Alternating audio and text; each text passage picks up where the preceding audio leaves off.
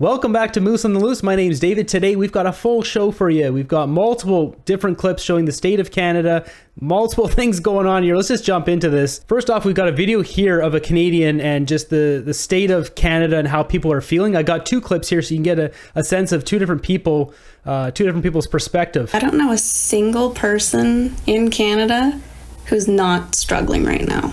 Like my family, my husband's family, my friends, my coworkers, random people on this app or that you talk to on the street or in the grocery store. Like everyone is just on the brink of losing everything. Like we're literally just working to scrape by, to survive. It's like at this point, the only way to thrive and actually live is to leave. But it's almost impossible to leave because that's expensive and there's just so much criteria that you need to meet to get somewhere else. And then you have to leave everything behind. So it's just, there's this huge feeling of hopelessness all across Canada right now.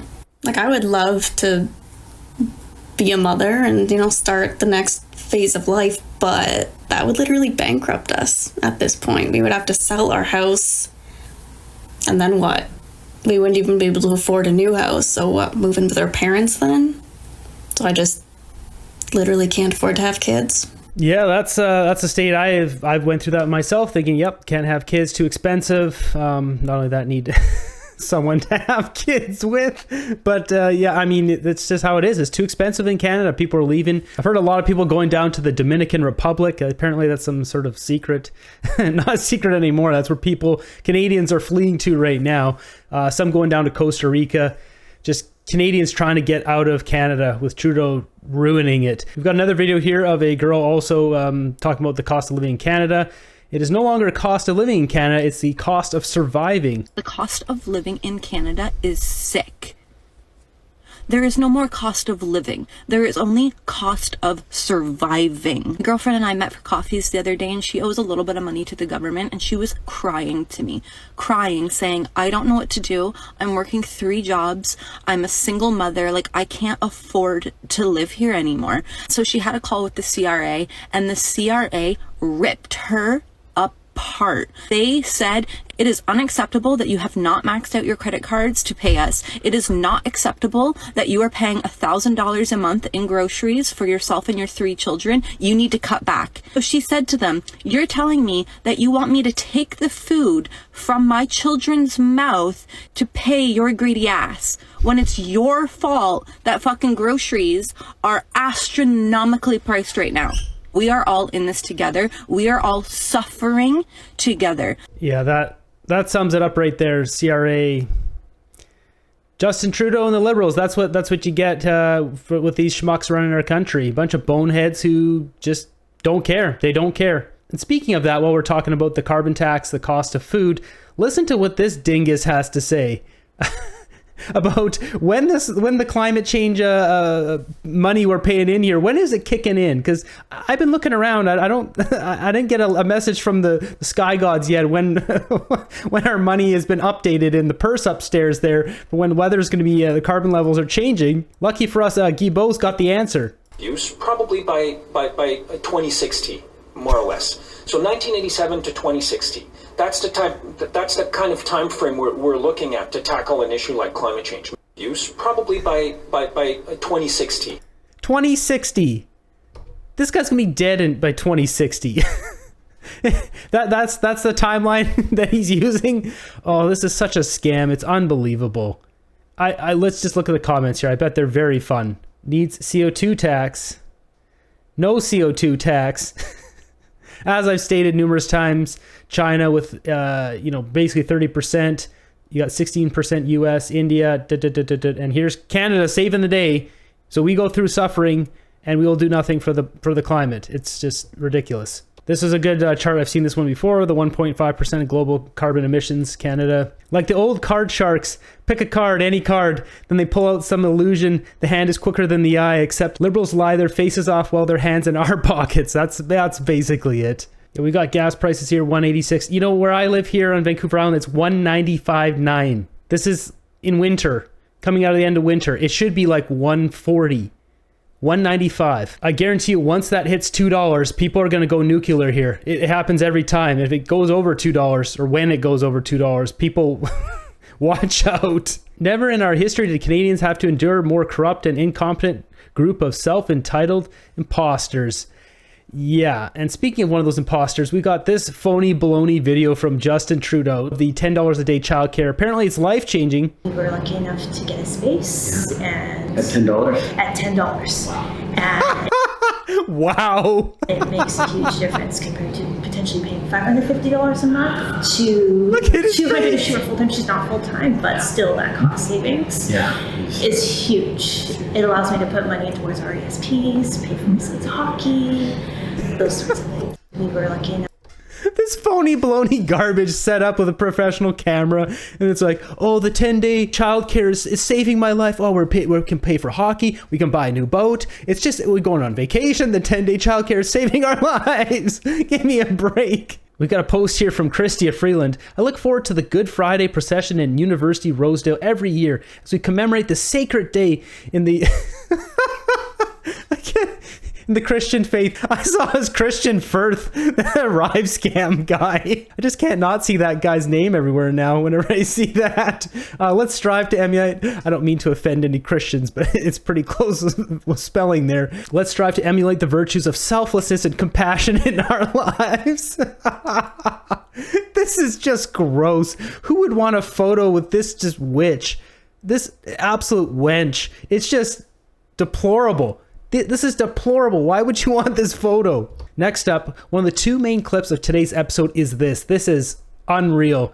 This is the president of Guyana here, and he is challenged by the BBC woke left, and this is good. This is very good. A big picture look at what's going on here. Over the next decade, 2 decades, it is expected that there will be $150 billion worth of oil and gas extracted off your coast. It's an extraordinary figure, but think of it in practical terms.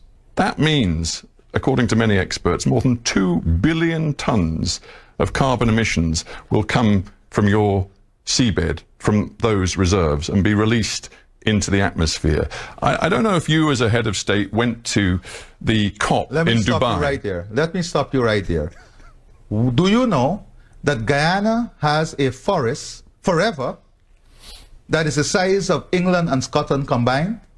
A forest that stores 19.5 gigatons of carbon, a forest that we have kept alive, a forest that we have kept alive. Does that give you the right? Does that give you the right to release all of this carbon? Does that give you the right to lecture us on climate change? I am going to lecture you on climate change because we have kept this forest alive that stores 19.5 gigatons of carbon that you enjoy, that the world enjoy, that you don't pay us for, that you don't value, that you don't see a value in, that the people of Guyana has kept alive.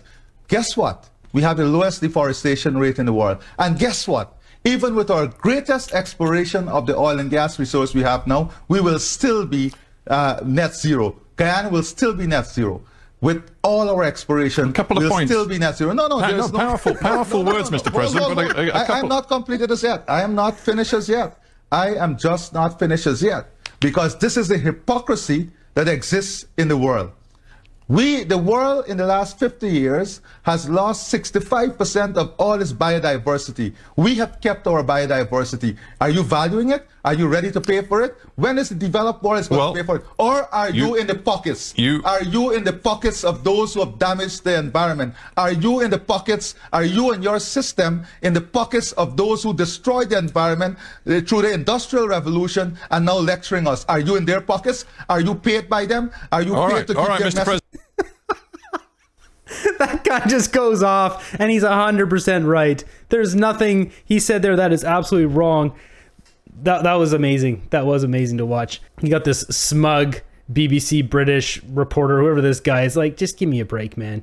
Whenever that's what these woke left, they don't want any African countries. They don't want South American countries like Guyana, getting industrialized, getting more money, getting more power, getting oil. Guyana is one of those places, it is 100% true. They've kept their entire forest. It's incredible. When you look next door down to Brazil, they have logged the daylights of the Amazon rainforest. I don't even want to bring it up because it makes me so angry to see. Like, it is clear cut all the way across, an absolute historic tropical forest that has been there for a long time. They just wipe it all out, and they've just put cattle ranches there, and they've just wiped out so much. And it seems that a lot of the rain that they get in southern United States, I think, is carried by clouds. Don't quote me on this, but I think it's carried by clouds created from the Amazon rainforest, below, and because they've logged so much of it, they're getting less rain. That's what it seems like. I'm not an environmentalist.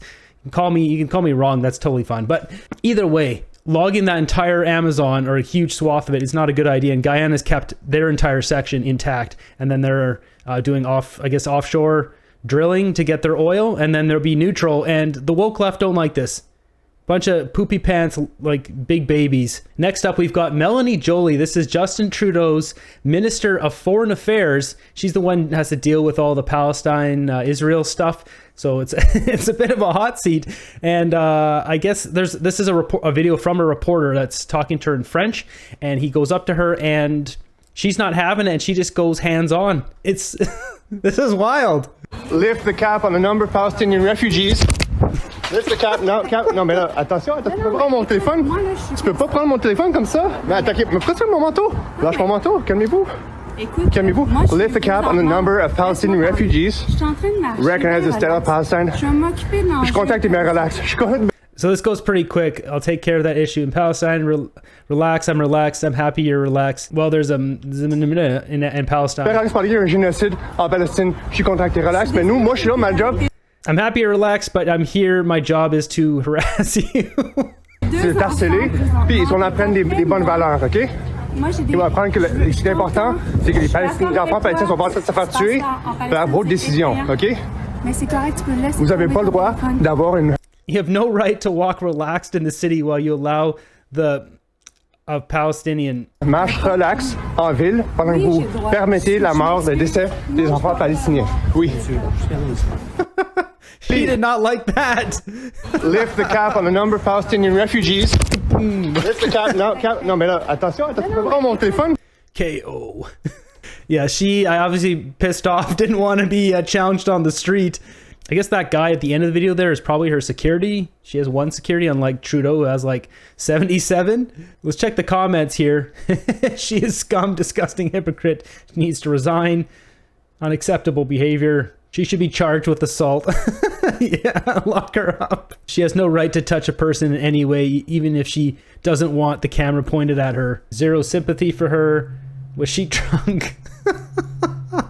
Charge her for attacking you. Yeah, people are not exactly liking that. And we got another clip here, so we'll just mute that. You can see there's a couple of guys here, paintball guys going just to hang out here. They're checking out something at this place, paintball players at this place here. What's happening in Canada when we got paintball guys going to well, you can see clearly here on the school. Yeah, it's getting crazy. We've got another carbon CO2 video here. This one is a real zinger. Carbon dioxide is 0.04% of the atmosphere. That is over the whole world. Human beings create only 3% of that 0.04% over the whole world. And Australia, human beings, manufacturers, cows breaking wind, bushfires, are responsible for 1.3% of the 3% of the 0.04%. Is anyone seriously suggesting that we should stand the economy on its head, force up energy prices, damage business, jeopardise employment because 0.04% of the atmosphere is carbon dioxide, and coal produces carbon dioxide? Where is there a political leader who'll stand in the public place and say this is unadulterated rubbish and we are damaging our children? Forget the economy. Forget the fact that energy prices will go through the roof if we rely solely on renewable energy. I'm worried about our kids. They're being fed this garbage from kindergarten to primary school to secondary school to university, in the media, in business, in politics. It's a disease. And it seems to have us by the throat. It sure does. doesn't it? This is from an Australian thing, but basically, yeah, Australia seems to be following Canada. So there's a lot of Australians I've noticed that watch me, watch other Canadian creators, want to see where their country's going, because they're definitely doing the woke till you're broke thing too. They're just a couple years behind, and they don't quite have the stupidity of Justin Trudeau down there. So, but you guys still have quite woke things going on there, woke leaders. So next up, we got a clip here from Elon Musk. We're just taking a complete departure from everything else. I just thought this was really interesting. I think Tesla will have sort of a ChatGPT moment. Maybe if not this year, I'd say no later than next year. Wait, say that again. I'm sorry. You're going to have a sort of ChatGPT moment. Oh, you will. In terms of suddenly it will. Yeah, suddenly 3 million cars will be able to drive themselves with no one. Right. It goes back to that. Right. Yeah, and then 5 million cars, and then 10 million cars. What is the interviewer? He's just kind of like a little bit in Spaceland there. Yeah, I mean, no kidding. You have 3 million cars driving themselves around. Oh, the world's gonna get crazy. It's weird. Think about like an Uber situation where your car just goes out and works for you. It's very crazy to think about that. If you did Uber or Lyft and you're like, yeah, I'll just send my car out to do my job. That would be pretty sweet. I don't think that's gonna last. They'll just have the company will buy a bunch of cars and just have it do it for them. They wouldn't need other people's cars to do that. Another ChatGPT moment here is once his Tesla robot thing starts going, and it's like, it's walking around and it's doing the laundry and doing the dishes and vacuuming and stuff. Buckle up. The next 10 years are going to be a wild ride. The world's going to be going up and up and up, and Canada's just going to be going down and down and down. Finally, we got a clip here with, what's her name? Jenica Atwin. She's a Trudeau Liberal MP. And as you can see here, she doesn't like the oil and gas sticker. That's not a point of order, Ms. Atwin. I'm getting there, actually, Mr. Chair. Well, I would actually like to highlight your own bias in making this decision. I'm noticing the stickers that have always been present as props in this committee. You love pipelines and oil and gas, and it's very clear. And so perhaps that had a stake in this decision that you've made today. Mr. Chair, that's not a valid point of order. That's not a valid point of order. I do. So let me finish. I do love oil and gas. If it bothers you, I will close my laptop. It's not a point of order. It's so ridiculous. The Liberals just complain about anything and everything. You gotta look at the comments here. We need to fire all these Liberal crybabies. They care more about virtue signaling than the people they serve. Yeah, well said. Quite sure the amount of plastic in the room is giving her the creeps as well. Now we know what bothers them. Where can we buy? Everyone should post. Everyone just starts buying I love oil and gas stickers. I love oil and gas too, especially the bit where it keeps me from freezing to death in the dark. This is just...